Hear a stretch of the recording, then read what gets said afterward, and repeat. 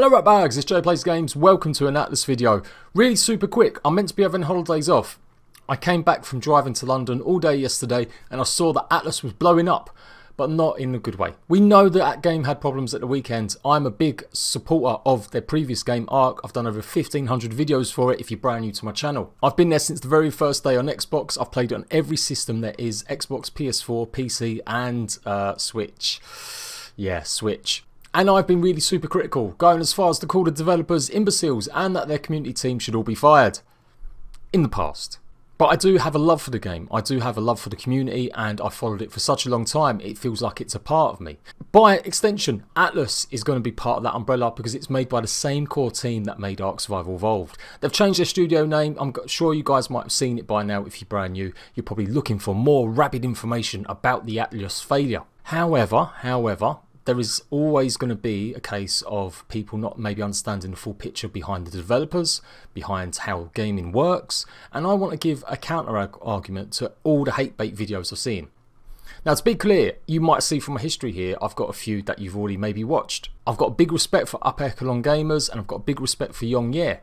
They've done what most people would be doing from an outside point of view, looking at the game, looking at the failures and just listing off exactly what happened. Now, a couple of times they do veer into a little bit more, you know, their points of view and their opinion, and I love that because that's exactly what I do. But there are some things they've just got a little bit wrong, or maybe they just don't understand because they don't have no history in the game. They don't need to, they're looking at it from a fresh pair of eyes. Maybe that's the most important thing, how everyone else sees Atlas. But I think that would be doing a massive disservice. I think that easily just fits into a narrative just to get views. And I think that's definitely not what I'm about. I like seeing things balanced, and I can give you more of a balanced opinion because I've lived their previous game for so long. I am not a fanboy, as I hopefully have just mentioned. Before I even knew about all these other videos popping up about the hate for Atlas, I was tweeting away criticism of their PR team. So let's get it right, don't call me a fanboy and don't call me some hate baiter. I'm just going to give you my honest opinion, balanced over the knowledge I have of the developers, the way they work and the way that everything went on with their previous game and everything that's been leading up to Atlas. So I think it's important for the brand new people, that's my history. Whoa, breathe. Okay, let's start first things. These guys have got it absolutely right. They mention all the delays, they mention all the problems. I'm going to break it down for you just in case you're brand new to the whole situation. Atlas was meant to release. They delayed it by 6 days. They delayed it again by another 2 days. And then by the time that 2 days came up, they delayed it one more time. In fact, in total, it was around 4 delays, 5 delays maybe if you count the fact it was a few hours later. During that time, they pissed off their own community from Ark that were rapidly excited for this game by doing things like showing just a trailer instead of communicating with the fans that the game would be delayed. Like total radio silence for a few days, really not giving much information about how, what, why, the reasons are the game was delayed. And lots of articles started appearing from the main game developers basically hyping up what they've been doing, and it turns out it didn't really land. When you boil it down, Atlas is a bit of a shit show. People couldn't get onto the game for hours. I was left streaming for 7 hours waiting for the game to turn up and I eventually didn't manage to get on. There were so many connection issues, 27,000 people all flooded Steam. They broke Steam because so many people were trying to buy the game at the same time. So the hype around Atlas is massive. No small part because they did pay a bunch of the top 20 streamers on Twitch to play the game. Now, of course, when you go and do this, this means you're going to have more eyes on your product. And of course, it means that the vultures will be circling, as well as some legitimate critical game YouTubers. And that's just from the outside. Within the community that actually supported Ark and play Ark to death, even though they bitch and complain about it all the time, there has been a whole host of negativity towards this game.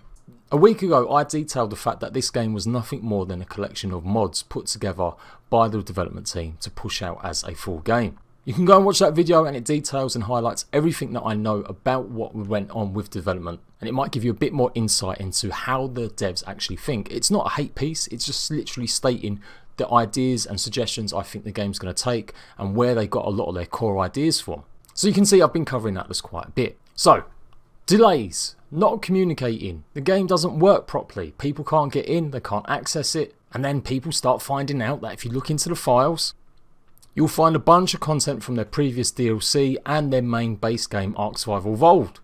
And you'll also find more controversy that people managed to use the controller on the main menu and it pulled up the Ark menu, the old game they've worked on for the last 3 years, actually being the main menu of Atlas, just hidden away. Obviously this has led to a lot of people calling it DLC. And generally there is a perceived notion that they've reskinned absolutely every core part of this game, and that's a terrible thing. The creatures are the same, they've just got maybe a few bits added to them, and the actual gameplay core mechanics are exactly the same. Well, fucking newsflash, it's made by the same developers. They've clearly showed through the trailer it's going to be the same game. So this is where I start going on a bit more of a ranty tangent about gaming development in general, so bear with me, just hold on tight. What's your favourite franchise? Is it Assassin's Creed? Is it multiplayer games like Call of Duty? Maybe it's Fallout. There's one thing for certain, throughout development, throughout big studios and small studios, you reuse assets, you reuse your game, you reuse your core mechanics. Reskin seems to have got a really dirty word, and that's generally right because there's so many scams on Steam. People buy off-the-shelf assets from game engines like Unreal or Unity, put it together in a horrible mess and release it on Steam, and they can somehow con people into giving them money. There is no real effort to put an original idea in there, there's no real effort to make an original game. But of course when other big developers do it and their games tend to be generally well received, they tend to be liked, they tend to get fans, we kind of forget that. You know what, ever since the days of Assassin's Creed 1, they've gone ahead and implemented the same character models, the same skins, they've used the same world building, the same core gameplay mechanics. Time and time again, over 10 years Assassin's Creed's been going, and you could literally point out every single game being pretty much the same. As an example, there are obviously games that really go above and beyond to change how they're doing it, and I would say that Assassin's Creed Odyssey is trying to be much more like an RPG. After Origins last year where it tried it a little bit, Assassin's Creed Odyssey has gone that one step further. But no one's calling this a rehash, no one's calling this a reskin. Do you know why? Because these devs hide their shit better. If there's one thing that Atlas has not done right, it's just they've not hid their shit. If you must be a fucking fool if you think game developers don't on the regular reuse their game engine. Look at Call of Duty, it's the same game for the last 10 years. They've not updated their graphics engine in so long. Yes, they add new items, yes they add new features and functions, but that's it. Think about all the sports titles you play. Reskins, absolutely 100%, even more than what I've just mentioned. So I'm going to put this to bed, unpopular opinion. It's okay to use reskins as long as you're going forward with it, as long as you can show progression, as long as you can update it and you can make that game something different. It can have the same core components, it can have the same gameplay loops, it can have the same skins, but eventually it's got to have something added on top. And that's where a lot of the YouTubers covering this at the moment don't see that. They're just looking at the sensationalism over the weekend because it was such a horrible launch, labelling it as a rip-off and really not maybe taking into account all the other games. Because it's going to be really popular to shit on Atlas at the moment. And generally I would do that. I told you guys hand on heart, if the game ends up being shit, I will drop it. I'm done covering games that I don't enjoy anymore. Towards the end of Ark Survival Evolved, I pretty much got fed up with it. The game is still glitchy, still buggy, there's still problems with it. The community don't always get listened to in that game. But at a certain point I decide that I just don't want to play games that just make me feel negative anymore. So I should probably leave Atlas the fuck alone. But I can see beneath the skins. I can see beneath the fucked up launch. I can see beneath the shitty development communication that there is something underneath. There is something lurking. There is something that could be worth the time and effort. So what really puts Atlas out there? What's going to make Atlas different from Ark so that it's not a scam, so we're not just buying a reskin? The fact that boat building and surviving on the open water is so crucial, that's a huge difference from Ark. Skill trees are a huge difference from Ark. There are hundreds of them. You have to really think about where you're going to take it. Now some people are comparing it to the engram system in Ark, and yes, you could label it that way, but they are trying something different. The combat is much more nuanced. There are many more options. It might be broke as fuck at the moment, but there are more options. You've got strafing, you've got dodging abilities, you've got power attacks, you've got 2-3 different style attacks you can combo together. That is something very different from Ark Survival Evolved. Also, the location. Now people are complaining that the islands have been copy and pasted, and I've made that reference too.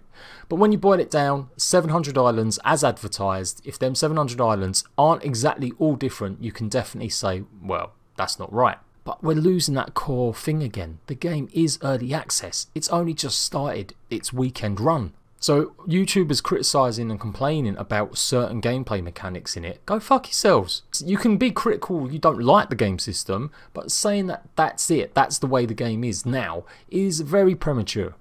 Early access is not an excuse to release something broken. The devs totally should have done a private beta or alpha and opened it up to people through invites or through some open session just to see if the stress tests could actually work on the servers. Take away all that stuff I've just said right now.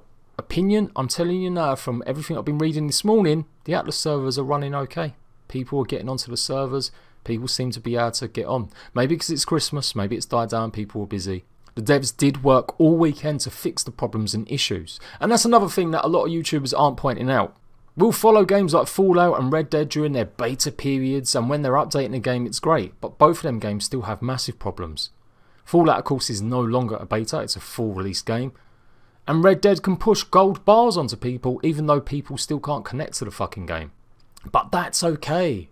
That's okay. But God forbid an indie game, still a small studio by the way, releases something that's just a bit fucked up. Then we all get our knives out and we all go for it. So yes, by all means shit on Atlas if you will. Don't like the gameplay mechanics. You don't want to play an Arc 0.20 with some new additions. That's fine. That's your prerogative, your opinion. But there are many things that I think Atlas is going to do far better, and it's going to be much bigger in scope and general size. I think it's too early to label games total failures when they've only just come out at the weekend. I think it's too early to label it a lazy reskin. My comments are absolutely awash with people that have gone and seen all them hate bait videos and are now shitting on top of Atlas. And some of these people have never played the game and will never play the game. And this is why we need people to be critical. We need outside people to look at stuff and go, you know what, this game's not worth your time. But I think making that judgment over the launch weekend is just a bit premature. The fact that people are comparing this to big games like Fallout and Red Dead Redemption and all sorts is ludicrous too. This dev team consists of around 50 people. I wonder how much shit you give your beloved franchises when they've got thousands of people working on their games and yet they still have problems. And that's 50 for Atlas and Arc, not just Atlas. The actual dev team of Atlas is around 20. So yeah, that's the general point, that's the general gist. I see Atlas has got enough in it and it's got a future if they keep iterating on the stuff they've promised. If they can keep making it different from Arc, if they can change the skins, if they can add more features to the creatures, if they can carry on making the islands more unique. I've not got a problem spending $25 for an early access game while they're doing that. That's what early access is. You're meant to support the devs. It's not just about getting a cheap game. You want to see how the game progresses from A to B to Z. It's not a case of just ripping us off and running away from the money. Ark Survival Evolved sold 12 million copies. It's still one of the most played games on Steam and one of the most popular games online. I complained long and hard about the bug fixes not being there, no real content being added in last year, but Ark Survival Evolved has had bunches of free content added over the years. Free mods for everyone, Xbox, PS4 and PC, and loads of updates as well. There is every reason to be skeptical, there is every reason to be worried, and I even recently made a video basically shitting on the publishers of Ark Survival Evolved, Snail Games. They're a Chinese company that basically bought the rights to Ark, they own the IP, and over the last 18 months, 2 years, they've put out some absolutely atrocious reskin games. Literally using the Ark menus and putting it as a brand new game. So you may ask, why is that okay for Atlas but not that? How can you criticise them for doing that with them games but not doing that with Atlas? Mainly because the developers of Ark didn't touch these games. The developers of Ark had no hand in any one of these games that Snail have produced in the last 2 years. It's literally a case of the publisher owning the engine, owning the rights, owning the development tools that have used, and said to another smaller team, go and make something with this. They've overhyped it, they've delivered, and then they've not delivered on updates. They didn't add enough content to these games, and the communication around these games has been pretty much awful. But more than that, the actual idea of the game was just shit. It's not the use of skins, it's not even the use of the menus and the core Ark engine or gameplay that they've put into other genres. It is the fact they just don't have an original idea, that the games that they produce are just really lackluster and direct copy jobs. They're not adding anything new to that game, the genre. They're not giving us anything really to play as a brand new experience. Whereas with Atlas, the limited size I've seen of it, the limited gameplay I've actually played, I can see there is a bunch of potential for this game. I can see they're actually trying something. Yes, they're reusing loads of old shit. Yes, they're using their game that they previously made to make this one. But as long as it delivers on new stuff, as long as it gives us a new experience, that can all be okay. Also, the devs do seem to be learning, and they are giving us a little bit more communication. The community manager has been updating literally on the hour, every hour over the whole weekend. And this is exactly what you need during an early access launch. I will shit all over Atlas. I will definitely give it the worst ride it will ever have from a YouTuber if in maybe 2 years time when it's coming out with early access it's still just a bit of a reskin and it doesn't evolve, it doesn't grow, it doesn't change or progress. But that's it. We can't really judge it too much, because if we judged it just based on its last game, it should be a runaway success, because Ark was a runaway success. Despite its problems, despite its issues, it's probably sold more copies than Assassin's Creed Odyssey. Now I know they're very different games, but you know, it fits my narrative for explaining skins and shit. So to anyone brand new, don't buy Atlas. Don't do it. Don't buy it yet. The final thoughts and final impressions are, it's not worth your time just yet. Give it a few weeks, give it a month, come back, look at some more recent videos, some more recent reviews, and then go decide if you want to jump in.